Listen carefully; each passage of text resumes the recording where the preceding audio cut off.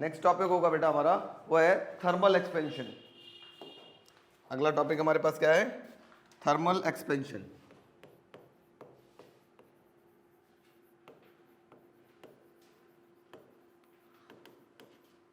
Thermal expansion का मतलब होता है जब किसी सब्सटेंस को हम हीट दें, है ना, हीट देने के बाद उसके अंदर एक्सपेंशन दिखाई दे, या तो उसका लेंथ बढ़ रहा हो, या एरिया बढ़ रहा हो, या वॉल्यूम बढ़ रहा हो, तो इसको हम क्या बोलते हैं?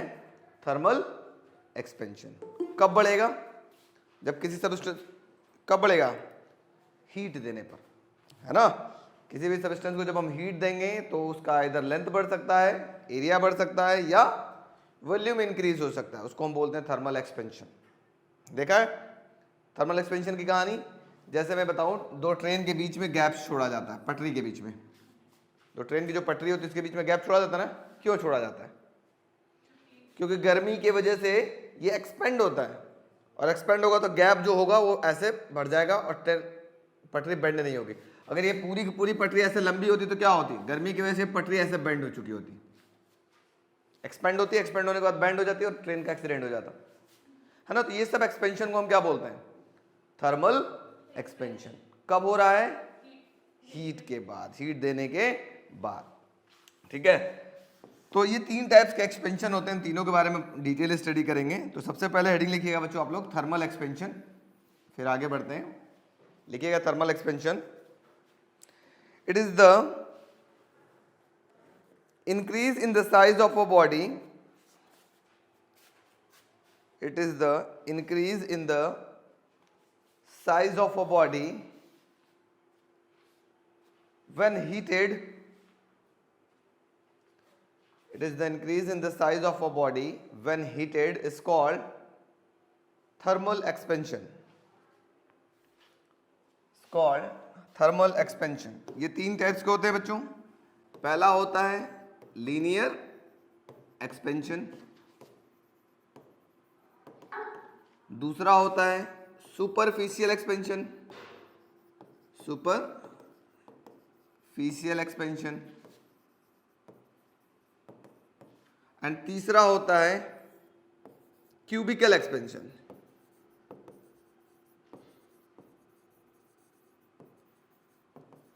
Cubical expansion. अब लीनियर एक्सपेंशन में क्या होगा, थोड़ा ध्यान सुन लो, उसके बाद आराम से लिखना है, रुक जाओ, वेट। अगर हम किसी बॉडी को हीट करते हैं, हीट करने के बाद उस बॉडी का क्या बढ़ रहा हो? लेंथ इंक्रीज हो रहा हो, इस टाइप के एक्सपेंशन को क्या बोलेंगे? लीनियर एक्सपेंशन, है ना।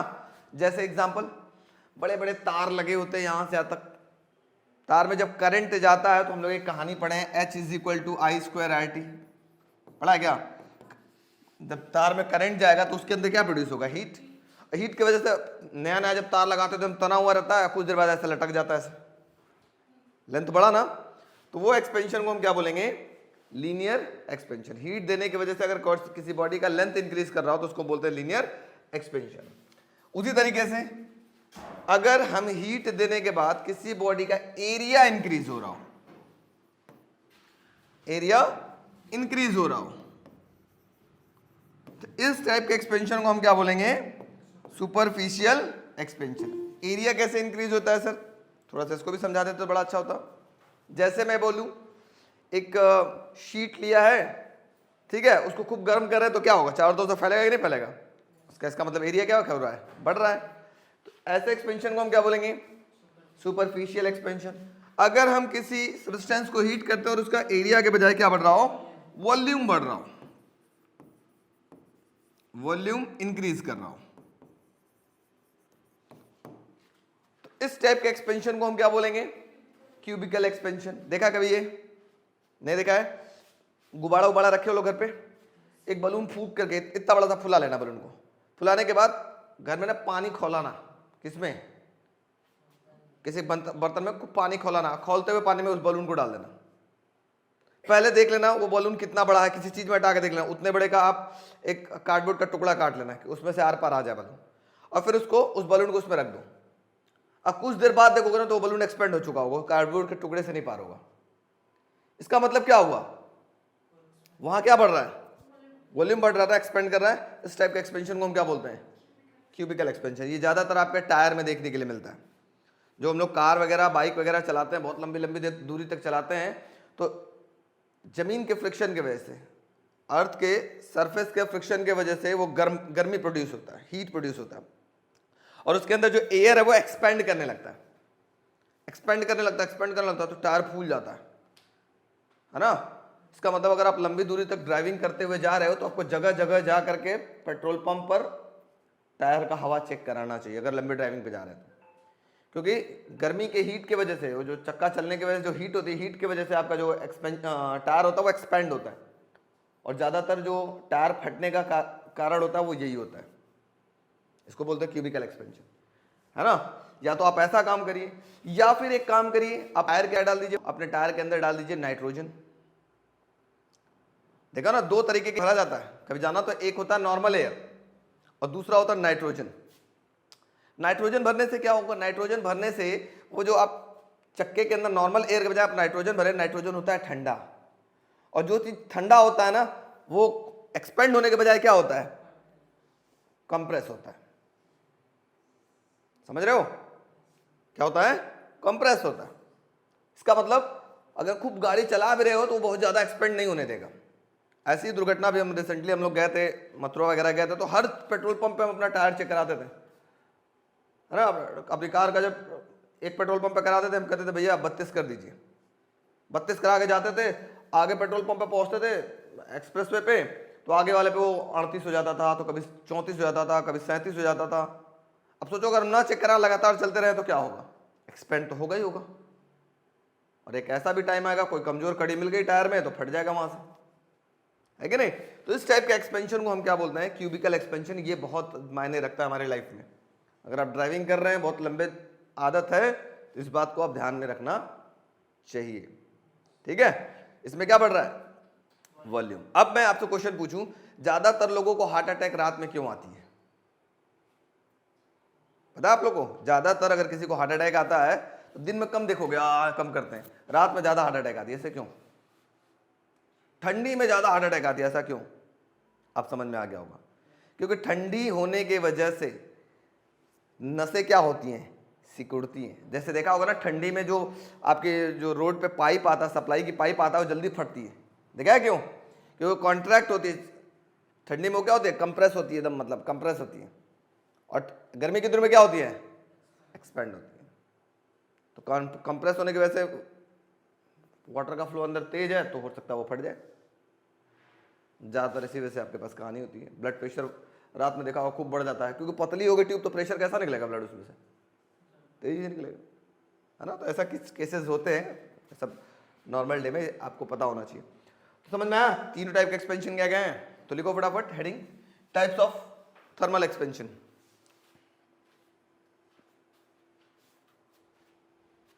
टाइप्स ऑफ थर्मल एक्सपेंशन, इसके अंदर पहला हेडिंग लिखिएगा लीनियर एक्सपेंशन। पहला हेडिंग लीनियर एक्सपेंशन। ये वाला आप एक्सपेरिमेंट करके देख सकते हो जो मैंने क्यूबिकल एक्सपेंशन का बताया है। आप बलून रख लो, 2 बलून ले लो, एक बलून को गर्म पानी में खोलते हुए पानी में डाल दो, और कुछ देर बाद देखना, ये नहीं कि तुरंत सर फूल गया क्या, ऐसा नहीं होगा, धीरे धीरे एक्सपेंड होता है ना। और दूसरे बलून को क्या करो, फुला करके एकदम सेम साइज की बलून ले लो, दोनों फुला लो, एक को फ्रीजर के अंदर डाल दो जिसमें आइस वगैरह जमता है, और दोनों को 1 घंटा बाद निकालो, तो आपको देखने के लिए अंतर नजर आएगा।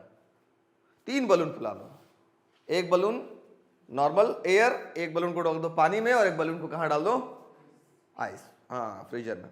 अब तीनों बलून चेक करो क्या है, तो क्या दिखाई देगा, जो गर्म वाला वो एक्सपेंड होकर के बड़ा हो चुका होगा, नॉर्मल वाला वैसे का वैसे ही रहेगा, फ्रीजर वाला कंप्रेस हो चुका होगा। समझ में आया, ऐसा किया कभी किसी ने, नहीं, आज करके देखना हो जाएगा ऐसा। चलो लिखो हेडिंग, क्या लिखा, लीनियर एक्सपेंशन। देखिए, it is the increase in the length of a metal rod on heating. It is the increase in the length of a metal rod on heating is called linear expansion. Linear expansion second heading लिखिएगा superficial expansion. Superficial expansion, it is the increase in the surface area of metal sheet, surface area of metal sheet on hitting is called superficial expansion. It's called superficial expansion.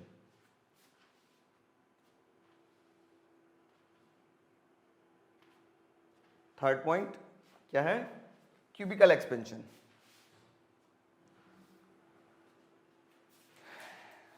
Cubical expansion. It is the increase in the volume of a metal block.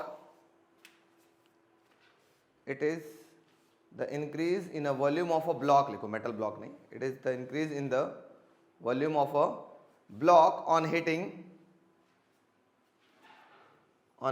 is called cubical expansion. It's called cubical expansion. तुम्हारे लिए task है, इसको क्या करना है? Bend कर देना है। हाँ, ये कांच की चूड़ी है, दिखा दो पहले। हम बेंड करने के लिए बोले, तोड़ने के लिए नहीं। टूटे बगैर बेंड हो जाए, होगा? नहीं होगा? अब मैं तुम्हें करके दिखाता हूं, देखो कैसे होगा। एक और इसका टुकड़ा मैंने रखा है कहीं, कहाँ रखे? हाँ, वेरी गुड।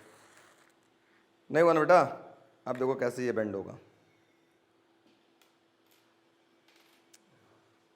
तुम कहोगे कि सर अपने बढ़िया वाला लिया, वही उसी चूड़ी का दूसरा पार्ट मैंने लिया है ना?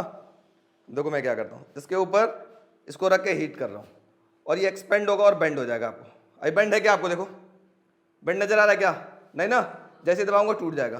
घबराओ नहीं, तोड़ेंगे नहीं। मैं इसको क्या कर रहा हूँ? हीट कर रहा हूँ।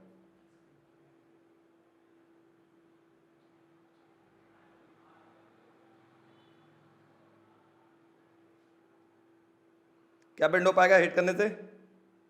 क्या लगता है आपको? होना चाहिए? तो टूट गया, ज्यादा बेंड प्रेस कर दिया ना। अच्छा अभी बेंड हो जाएगा, हो जाएगा। काशी सांस रही है, बहुत गर्म हो रहा है यार। दूसरा चूड़ी लाना पड़ेगा मुझे। चलो इसी को बेंड करते हैं, एक तुम्हारा बचा हुआ है।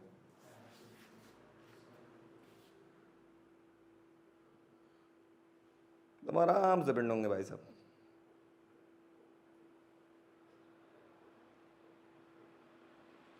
इसी फिनोमिना को बच्चों हम लोग कहते हैं क्या? Linear expansion. इसका लेंथ बढ़ेगा, देखते रहेगा आप लोग धीरे धीरे। बचपन में हम लोग ऐसे ही वो बनाते थे, क्या बोलते हैं उसको?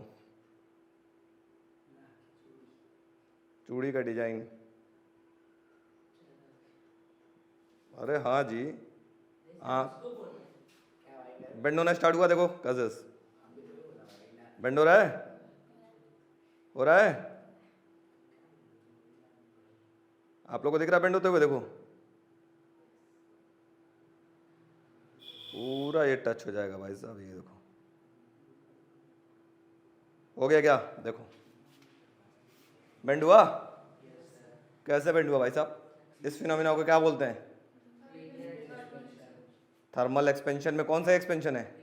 लेंथ बढ़ करके इस तरीके से होगा, इसको बोलते हैं लीनियर एक्सपेंशन। अब अगर इसको खोलेंगे ना टूट जाएगा, क्योंकि अब शीशा बन चुका है।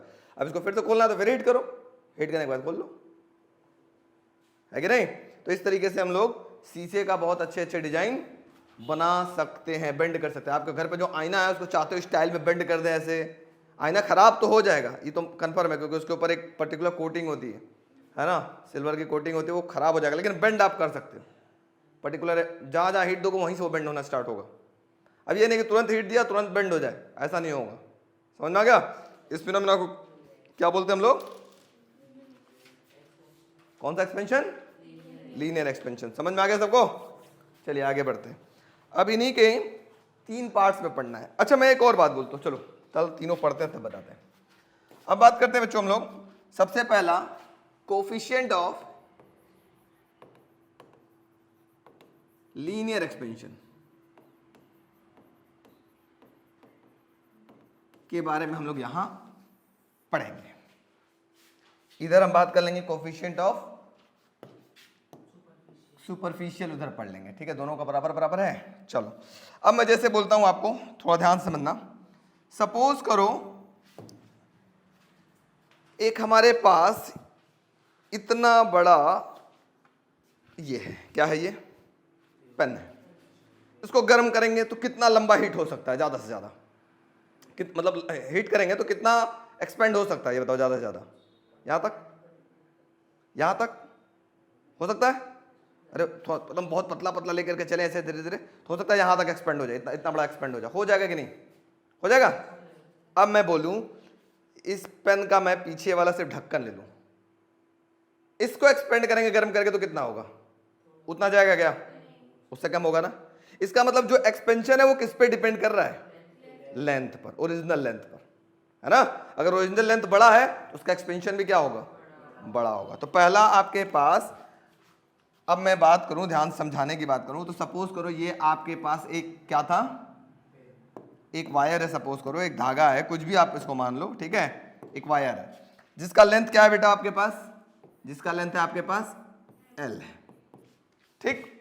इसको आपने हीट किया, क्या किया, हीट किया। चलो मैं इनको करता हूं हीट, और इतना लेंथ इनका बढ़ गया, मान लेते हैं इसका कलर चेंज करके कर लेते हैं ब्लू, इतना लेंथ इनका बढ़ गया, तो नया लेंथ आपके पास क्या हो गया बच्चों, let us suppose that L dash, यहां से तक, तो कितना बढ़ा, L डैश माइनस L, इसी को हम क्या बोलते हैं, डेल्टा L, ठीक है, बात समझ आ रही है। इसका मतलब बच्चों क्या है, ध्यान से समझना, जो इंक्रीज इन लेंथ है, मतलब जो L डैश, मतलब L डैश जो डेल्टा L है, इंक्रीज इन लेंथ का मतलब क्या है, डेल्टा L। डेल्टा L को कैसे निकालोगे, L डैश माइनस L, जिसको इंक्रीज इन लेंथ बोलते। थोड़ा ध्यान सुनिएगा, समझने का प्रयास करिएगा। इंक्रीज इन लेंथ ये किसके डायरेक्टली प्रोपोर्शनल है, ये है ओरिजिनल लेंथ के। इसका मतलब ओरिजिनल लेंथ बड़ा है तो इंक्रीज इन लेंथ भी क्या होगा, ज्यादा इंक्रीज होगा। ओरिजिनल लेंथ छोटा है तो उसका इंक्रीज इन लेंथ क्या होगा, वो छोटा होगा। इसका मतलब इंक्रीज इन लेंथ हो गया L dash minus L, L dash minus L, यही तो इंक्रीज इन लेंथ है।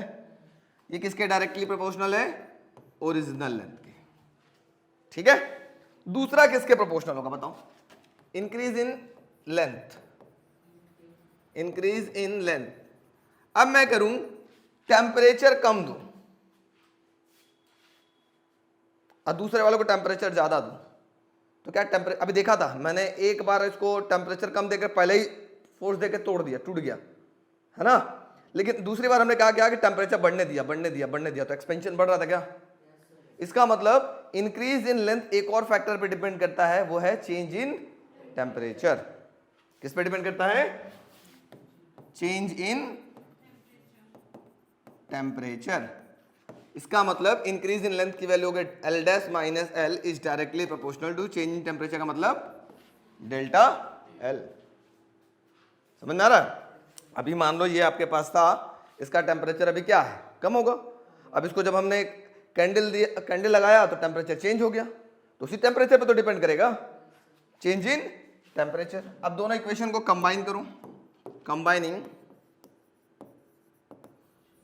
इक्वेशन 1 एंड 2 वी गेट, क्या मिलेगा बच्चों जल्दी बताओ। L dash minus L is directly proportional to L delta T। अब जैसे ही हम L dash minus L proportion का साइन हटाएंगे, एक इक्वल टू का साइन लाएंगे, तो एक कांस्टेंट आएगा। इस कांस्टेंट का नाम होगा अल्फा। ये डायरेक्टली प्रोपोर्शनल है, ये अल्फा है, ये डायरेक्टली प्रोपोर्शनल है, डोंट बी कंफ्यूज्ड, ठीक है। अब यहां पे अल्फा की वैल्यू मैं आपसे कहूं निकाल लो, तो अल्फा की वैल्यू क्या होगी, L dash minus L upon में L डेल्टा T। ये भी आपके पास फॉर्मूला कह सकते हो आप। और एल डैश माइनस एल को एक और कुछ बोल सकते हो, बताओ क्या बोल सकते हो, जल्दी बोलो। डेल्टा एल भी बोल सकते हो। तो अल्फा इक्वल टू इसको ऐसे भी लिख सकते हो, डेल्टा एल अपॉन में L delta T. What is alpha here? Alpha is known as coefficient of linear expansion, यही होता है अल्फा। कोई दिक्कत नहीं, समझ में आया? आ गया। अब उसी तरीके से हम बात करें कोफिशिएंट ऑफ सुपरफिशियल एक्सपेंशन। आओ देखते हैं, पहले लिखना नहीं बेटा, समझो। कोफिशिएंट ऑफ सुपरफिशियल एक्सपेंशन, जिसको किससे रिप्रेजेंट करेंगे हम लोग? बीटा से। ये क्या होगा? अब मान लो हमारे पास एक शीट है, एकदम वैसा ही है, ये एक शीट है सपोज करो, ठीक है। शीट का एरिया क्या है बच्चों? ए। शीट का एरिया क्या है हमारे पास? ए। इसको हमने क्या किया? हीट किया। क्या किया हमने? इनको हीट किया। अच्छा एरिया है तो हम इसको ऐसे ले लो, एरिया ब्लू ले लो, अच्छा लग रहा है। अब इसको हमने हीट किया। हीट किया तो ये इनकी एरिया बढ़ गई ऐसे, ऐसे एरिया क्या हो गया? इंक्रीज कर गया। फ्रेम को हम डॉटेड लाइन से बना लेते हैं, इसको भेज देते हैं बिलो। अरे यार,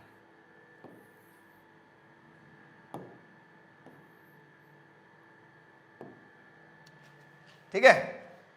तो अब एरिया कितना इंक्रीज हो गया? जैसे लेंथ था एल, बढ़ करके लेंथ कितना हो गया था? L dash. उसी तरह से एरिया बढ़ करके क्या हो चुका होगा? ए डैश। कितना एरिया बड़ा होगा? वो होगा डेल्टा ए। यही तो पूरा, यही पोर्शन तो बड़ा होगा। ये क्या कहलाएगा आपके पास? डेल्टा ए कहलाएगा। तो इसमें भी वही चीज होगा कि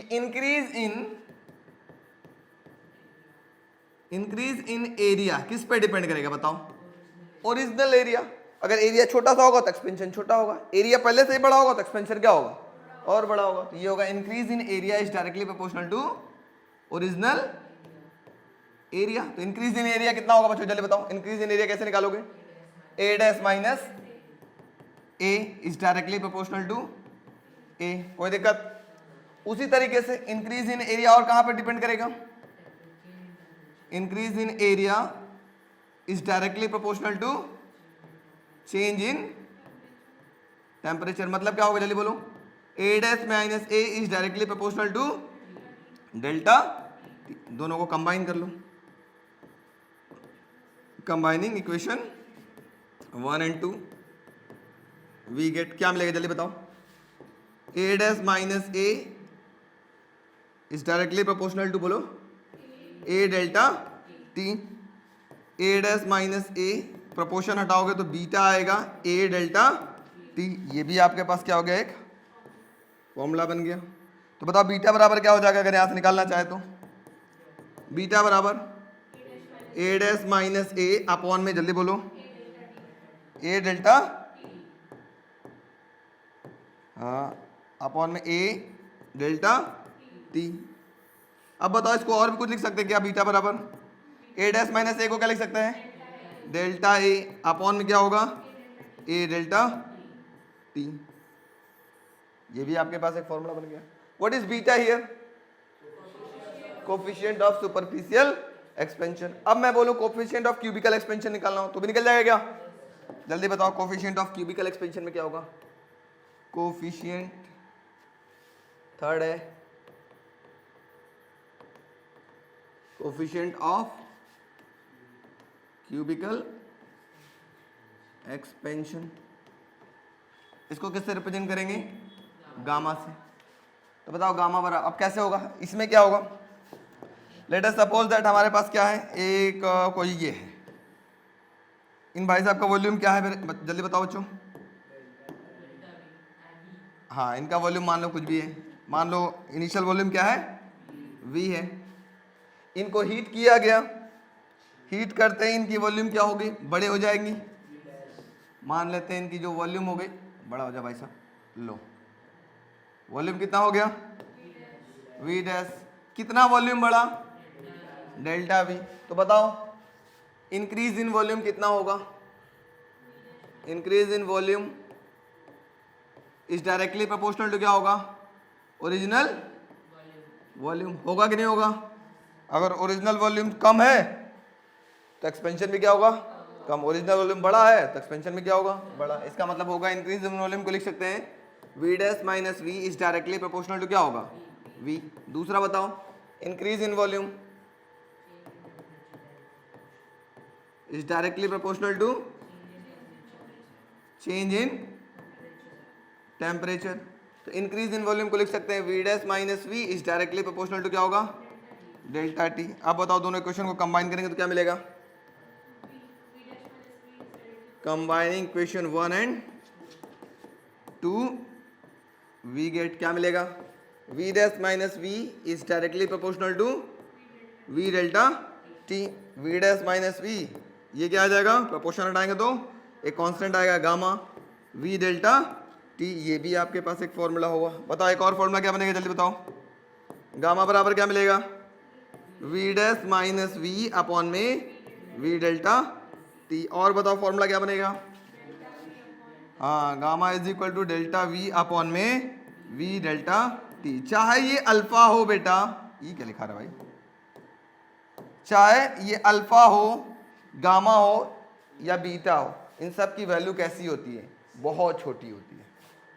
इनकी वैल्यू कैसी होती है, बहुत बहुत छोटी होती है।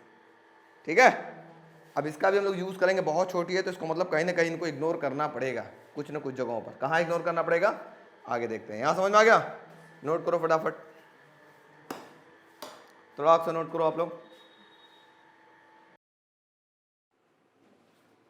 तो टॉपिक है आपके पास relation between alpha beta and gamma. What is alpha here, alpha क्या है बताइए, coefficient of linear expansion. Beta क्या है, coefficient of superficial expansion. And gamma क्या है, कोफिशिएंट ऑफ क्यूबिकल एक्सपेंशन। इन्हीं के बीच में रिलेशन डिराइव करेंगे। तो ये है relation between alpha beta and gamma. इन तीनों के बीच में रिलेशन डिराइव करेंगे। थोड़ा ध्यान से समझेंगे क्योंकि इंपॉर्टेंट है, समझना बहुत ज़रूरी है। सपोज करो बेटा मेरे पास एक ये स्फेयर है या एक क्यूब है, कुछ भी आप सपोज करो, चलो एक क्यूब ही ले लेते हैं। ठीक है, ये क्यूब है, इसका लेंथ क्या है बेटा, एल है, तो सारे साइड्स एल होंगे। अब अगर इसका वॉल्यूम की बात करें, initial volume of cube, initial volume of cube, बताओ इस क्यूब का इनिशियल वॉल्यूम क्या, मतलब वॉल्यूम क्या होगा, क्यूब का वॉल्यूम क्या होता है बेटा, जल्दी बोलो। हाँ, तो V इज इक्वल टू होगा एल क्यूब, क्योंकि साइड अगर एल है तो एल इंटू एल मतलब length into breadth into height, और सब कुछ बराबर होता तो वही हो जाएगा एल क्यूब। अब लिखेंगे when this cube is heated, when this cube is heated then volume becomes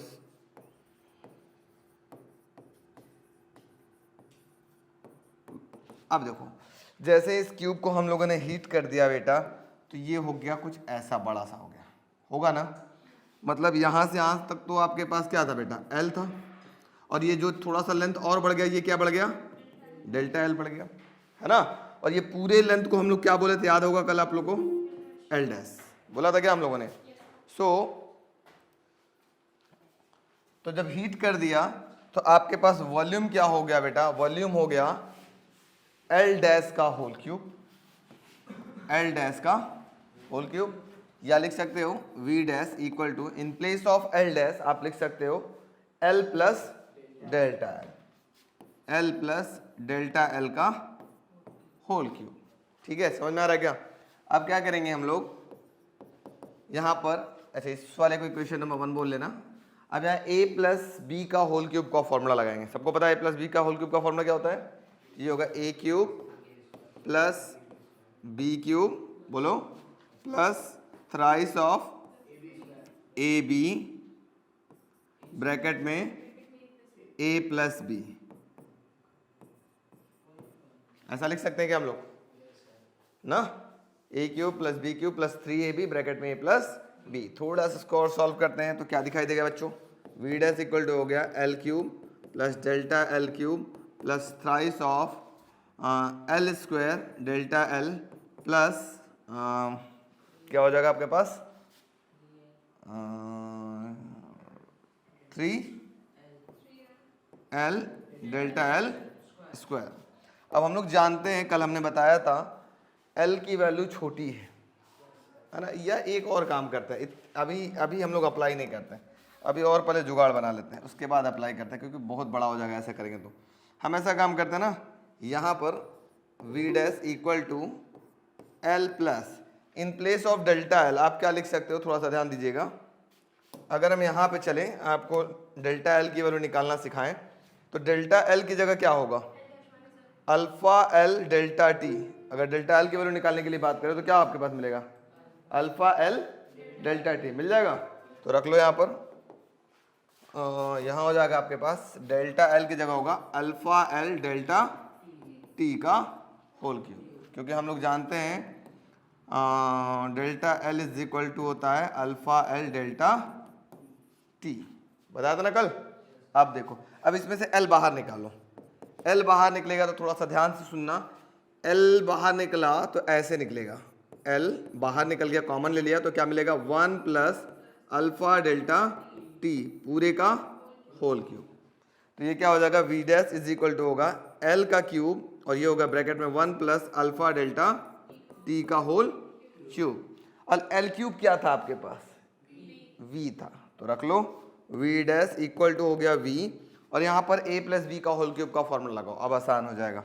ये हो जाएगा 1 का cube plus alpha cube delta cube मतलब a cube plus b cube plus 3ab, a मतलब अल्फा डेल्टा t, और bracket में होगा a plus B 1 plus alpha delta t।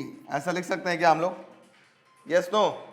अब एक काम करेंगे, थोड़ा सा और एक्सपेंड कर लेते हैं इसको, V dash equal to V, ये हो जाएगा 1 प्लस, बच्चा बात नहीं करना, alpha cube delta cube plus multiply करो, ये हो जाएगा 3 अल्फा डेल्टा टी प्लस इसको इसमें मल्टीप्लाई करो, क्या हो जाएगा 3 अल्फा स्क्वायर डेल्टा टी का स्क्वायर, लिख सकते हैं।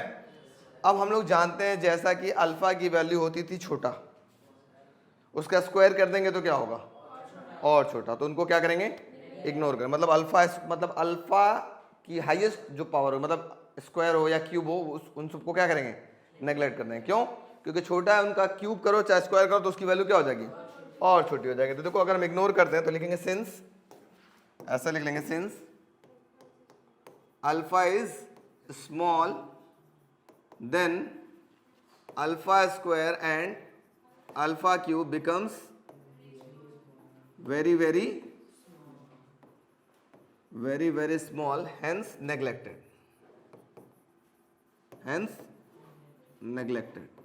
ऐसे बेटा देखो, जैसे हम अल्फा की वैल्यू बोलने मान लो 0.01 है, ये अल्फा की वैल्यू, अगर इसका स्क्वायर कर दोगे तो क्या हो जाएगा, इसका स्क्वायर करोगे तो ये हो जाएगा 0.0001, और छोटा हो गया ना, इसका क्यूब कर दोगे तो क्या हो जाएगा और छोटा हो जाएगा। इसी वजह से इसको क्या किया जा रहा है, नेग्लेक्ट किया जा रहा है। तो नेग्लेक्ट करोगे तो देखो क्या मिलेगा, जल्दी बताओ।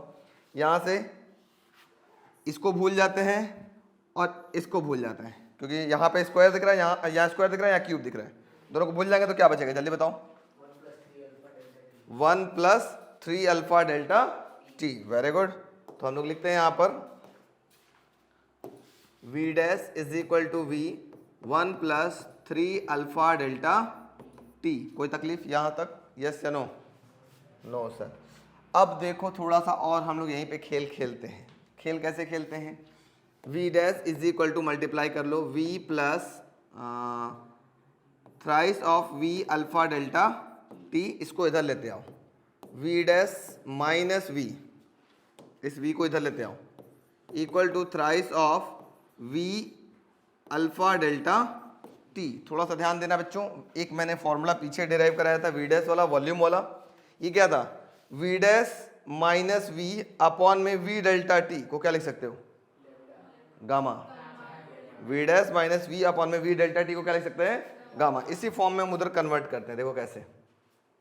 अपॉन में क्या चाहिए, वी डेल्टा टी चाहिए, तो वी है और डेल्टा टी, इसको नीचे भेज दो, तो v dash minus we upon में we delta t is equal to हो गया थ्राइस ऑफ अल्फा। अब ये क्या हो जाएगा पूरा का पूरा, यही हो जाएगा गामा, ठीक है, इक्वल टू 3 अल्फा, इसको नीचे इसके भेज दो, gamma by 3 equal to alpha by 1। ये हो गया इक्वेशन नंबर कौन सा, इक्वेशन नंबर 1 ऊपर था, इधर को उसको बोले थे 2। कोई दिक्कत? ये तो अभी अल्फा और गामा के बीच में रिलेशन निकला, लेकिन आपको रिलेशन क्या निकालना है, अल्फा भी दिखाई दे, बीटा भी दिखाई दे और गामा भी दिखाई दे। यहां तक किसी को दिक्कत? सेम प्रोसीजर दोबारा करेंगे। अब हमको क्या चाहिए, अभी हमको मिल गया लेंथ, मिल गया वॉल्यूम, मिल गया। अब हमको क्या चाहिए, एक एरिया वाला कॉन्सेप्ट चाहिए, सुपरफिशियल बीटा वाई तो चाहिए। तो देखो उसके लिए क्या करेंगे हम, तो ध्यान देना, ध्यान देना। अभी हम मान देते हैं इन एक शीट है, ये ले लो, एक शीट है, इसका एरिया एक स्क्वायर है जिसका लेंथ आप मान लो L। तो इनिशियल एरिया कितना होगा, जल्दी बोलो बच्चों, initial area, initial area A is equal to क्या होगा, L का स्क्वायर, है ना। अब when this is heated, when the sheet is heated, अगर इसको गर्म करेंगे, देखो तुम वही काम कर रहे हैं, जैसे यहां पे हमने लिया था इनिशियल वॉल्यूम, तो वो कर दिया। जब इसको हीट किया गया तो लेंथ बढ़ करके क्या हो गया था आपके पास, है ना, एल डैश हो गया। तो उसी तरीके से हमारे पास यहाँ पे भी होगा, when the sheet is heated then क्या हो जाएगा, देखो अब ये शीट का एरिया बढ़ जाएगा, जब हीट करोगे तो ऐसे हो जाएगा आपके पास, थोड़ा ध्यान समझो। हीट किया, ये तो एल तो था ही यहाँ से यहाँ तक, और यहाँ से यहाँ तक क्या हो गया आपके पास, डेल्टा एल बढ़ गया। ये पूरा लेंथ कितना कहलाएगा, एल डैश कहलाएगा ना। तो जब इसको हीट किया तो एरिया कितना हो गया, a dash, which is equal to क्या होगा, एल डैश का होल स्क्वायर लिख सकते हैं। और एल डैश को क्या लिख सकते हैं, l plus delta l, very good. A dash equal to होगा एल प्लस डेल्टा एल का होल स्क्वायर। फिर से वही काम करते हैं, a dash equal to L plus, in place of delta L आप क्या रखोगे, यही चीज पुराना कहा गया भाई साहब, ये है, इन प्लेस ऑफ डेल्टा एल क्या लिखोगे, अल्फा एल डेल्टा टी लिख सकते हो। तो फटाक से पुट करो, तो ये मिलेगा आपके पास alpha L delta t, alpha L delta T का होल स्क्वायर, रीजन लिख लोगे ब्रैकेट में, delta l equal to alpha L delta t, ठीक है। अब इसका स्क्वायरिंग कर, अच्छा इसमें से भी क्या कॉमन ले लोगे जल्दी बताओ, एल बाहर निकालोगे तो स्क्वायर हो जाएगा, ऐसे लिख सकते हो क्या, एल स्क्वायर ब्रैकेट में 1 प्लस अल्फा डेल्टा टी का होल स्क्वायर लिख सकते हो कि नहीं लिख सकते हो। थोड़ा और सॉल्व करो। अब एल स्क्वायर क्या होगा बच्चों, देखो एल स्क्वायर क्या है, ए है, तो ये लिख सकते हो ए, और ये हो जाएगा ए का स्क्वायर प्लस बी का स्क्वायर प्लस 2ab। इसमें किसको इग्नोर करेंगे जल्दी बताओ, अल्फा स्क्वायर को, क्योंकि alpha is small, square is also becomes very very small, hence it can be neglected. तो लिखेंगे again alpha square is neglected. क्यों नेग्लेक्ट हो रहा है, रीजन आप ऑलरेडी दे चुके हैं। तो ये हो जाएगा ए डैश इक्वल टू ए, इसको भूल गए तो आपके पास क्या मिलेगा, 1 plus twice of alpha delta T. फिर से क्या करेंगे, ए अंदर मल्टीप्लाई करेंगे, जैसा यहाँ काम किया था आपने, देखो ये यहाँ तक आ गया था ना आपके पास, मल्टीप्लाई करके उस फॉर्म में कन्वर्ट किया था, अब एरिया के फॉर्म में कन्वर्ट करेंगे, कैसे करेंगे थोड़ा ध्यान देते हैं। तो ये हो जाएगा a dash equal to a plus twice of a alpha delta t. देखो इसमें पहले मल्टीप्लाई किया गया, a plus twice of a alpha delta t, ठीक है। अच्छा आगे बढ़ते हैं, अब इसको इधर लेते आओ, a dash minus a equal to twice of a alpha delta t. इसको किस फॉर्म में कन्वर्ट करोगे, एरिया वाले, एरिया वाला देखो आपको फॉर्मूला मैं दिखा देता हूँ, ये था आपके पास एरिया वाला। तो a dash minus a upon में ए डेल्टा टी को क्या लिख सकते हो, बीटा। तो ए डैश माइनस ए तो दिख ही रहा है, अगर नीचे किसी तरीके से क्या आ जाए, ए डेल्टा टी आ जाए, तो उसकी जगह हम क्या लिख सकते हैं, बीटा। तो देखो वो भी आ जाएगा, कैसे आ रहा है थोड़ा ध्यान दो। तो जैसे ए भी दिख रहा है और डेल्टा टी भी दिख रहा है, उठा के इसके नीचे भेज सकते हैं। तो a dash minus a upon में a delta t is equal to क्या मिल गया, 2 अल्फा। तो ये क्या कहलाएगा बच्चों, beta, very good. Beta is equal to हो गया ट्वाइस ऑफ अल्फा, इसको इसके नीचे भेज दो, beta by 2 equal to alpha. Equation number इसको क्या बोल लेते हैं, थर्ड। लिखेंगे from equation second and third we get क्या मिलेगा बच्चों। अब यहां पे देखो, यहां वाले इक्वेशन पे अल्फा जो है वो गामा बाई 3 के बराबर भी है, और यहां पर देखो यही अल्फा बीटा बाई 2 के बराबर भी है। इसका मतलब पिछले वाले इक्वेशन में ये जो अल्फा थे किसके बराबर थे, गामा बाई 3 के बराबर थे, और इस इक्वेशन में ये अल्फा किसके बराबर है, बीटा बाई 2 के बराबर है। तो therefore you can write alpha by 1 equal to beta by 2 equal to gamma by 3। ये एक इंपॉर्टेंट रिलेशन हो गया अल्फा बीटा और गामा में। समझ में आया, फटाक से नोट करो। कोई दिक्कत बच्चों बताओ, वीडियो वाले बच्चों कोई परेशानी, यस नो बोलो बच्चों। तो यहां आप देख रहे हैं कि एक जमी हुई नदी है ना, इसको ड्रिल किया जा रहा है। इसका मतलब पूरा नीचे तक आइस होगा, ऐसा नहीं होता। देखो ये जमी हुई नदी से क्या करेंगे भाई साहब, इसमें से मछली निकालेंगे बाहर। अगर पूरी जमी होती तो मछली भी क्या हो गया होता, अंदर जम गई होती, तड़पड़ा रही होती, है कि नहीं। लेकिन भाई साहब ऐसा कुछ नहीं होता, नदी तो जमी है लेकिन इसके अंदर का जो पानी है ना उसका टेम्परेचर 4 डिग्री सेल्सियस रहता है। ऊपर भले ही माइनस में होकर के जम जाए ऊपर का लेयर, लेकिन नीचे का जो लेयर है पानी का वो स्टिल 4 डिग्री सेल्सियस रहता है। इसी वजह से जो एक्वेटिक एनिमल है वो अंदर सरवाइव करते हैं। तो ये कैसे होता है भाई, ये वाटर की एक स्पेशल क्वालिटी होती है बच्चों। तो देखिए मैं क्या दिखा रहा हूं आपके पास, देखिए ये निकाल रहे भाई साहब, और ये देखिए यहां से मछली निकालने का प्रयास करेंगे, इंतजार कर रहे हैं मछली आ जा, मछली आ जा, मछली आ जा, ठीक है। और फिशिंग रॉड वगैरह देखिए इसके अंदर डालेंगे वो, और कुछ अपना कीड़ा मकोड़ा डालेंगे और मछली निकाल के बाहर दिखा देंगे, है ना। कैसे निकलेगा वो देखिए, मैं इसके पीछे का भी साइंस आपको समझाता हूँ। इसने डाला, वो ड्रिल करने के बाद उस नदी में मछली मारने वाला कटिया वटिया कुल लगा लिया, और इंतजार कर रहे हैं कि कहाँ मछली है भाई आ जाए, सेंसर वगैरह से अपना देख रहे हैं। और इसके बाद क्या मिलेगा इनको, थोड़ा सा ध्यान से समझने का प्रयास करिएगा। इसके बाद इनको मिलेगा इसके अंदर से एक मछली। आ जाओ मछली, आ जाओ मछली,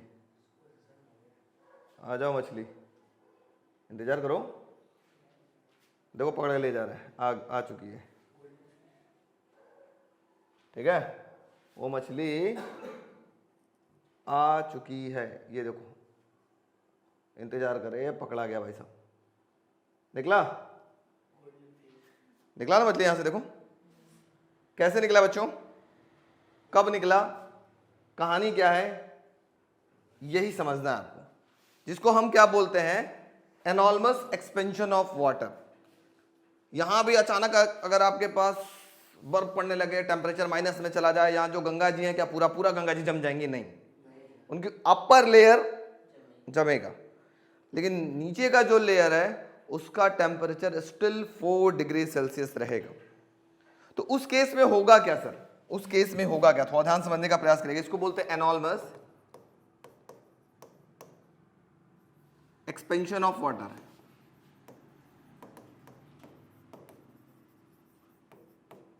मतलब वाटर एक स्पेशल बिहेवियर शो करता है। क्या शो करता है बेटा, वाटर के पास एक स्पेशल क्वालिटी होता है, 0 0 1 2 3 4 5 6 7 8 9 एंड सो ऑन। इधर हम बात कर ले वॉल्यूम, और इधर हम बात कर ले टेम्परेचर, ठीक है। तो होगा क्या बेटा, ऑलमोस्ट ऑल द लिक्विड, लगभग सभी लिक्विड वाटर को छोड़ करके जैसे जैसे आप हीट करते वो क्या होता है, उसकी वॉल्यूम बढ़ती है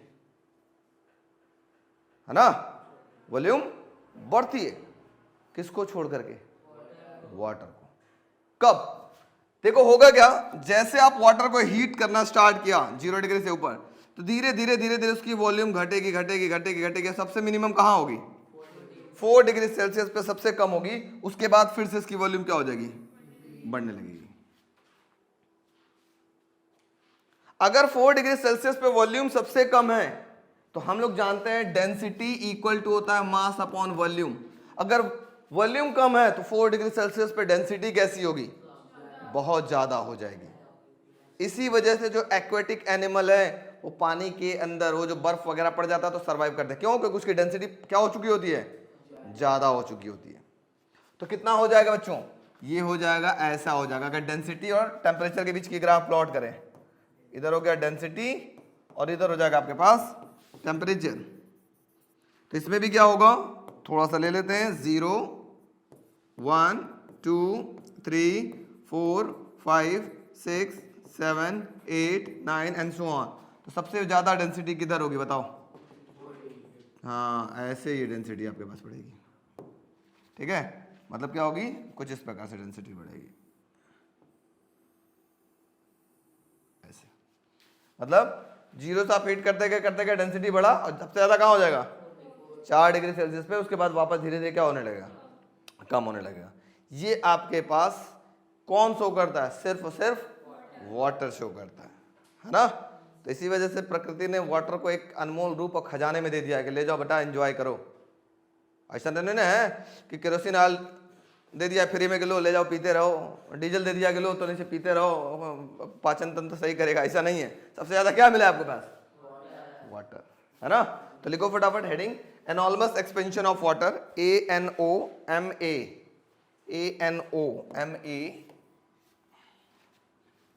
ANOMALOUS, enormous expansion of water.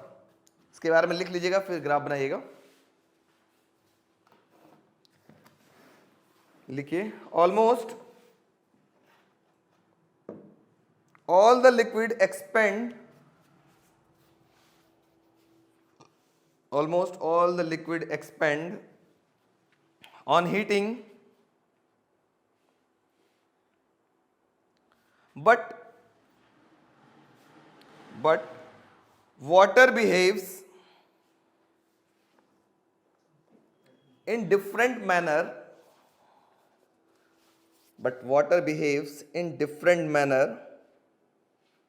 full stop. When water at 0 degree Celsius is heated, when water at 0 degree Celsius is heated,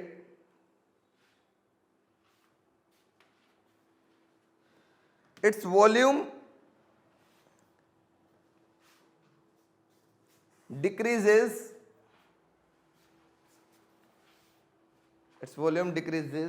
and therefore density increases,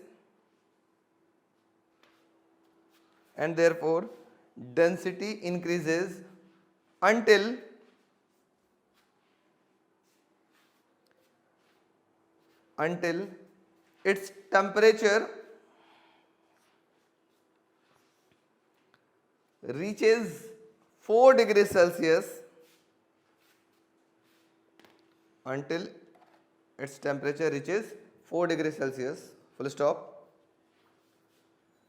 Above 4 degrees Celsius,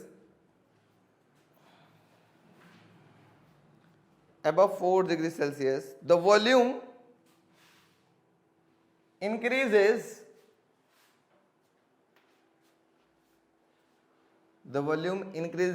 and therefore density decreases,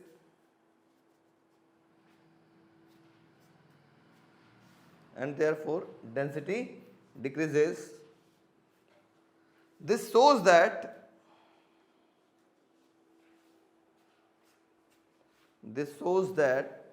water at 4 degrees Celsius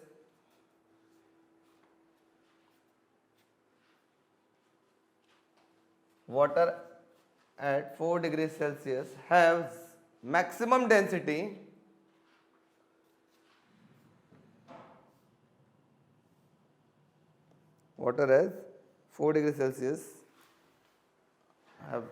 density full stop, so that the aquatic animals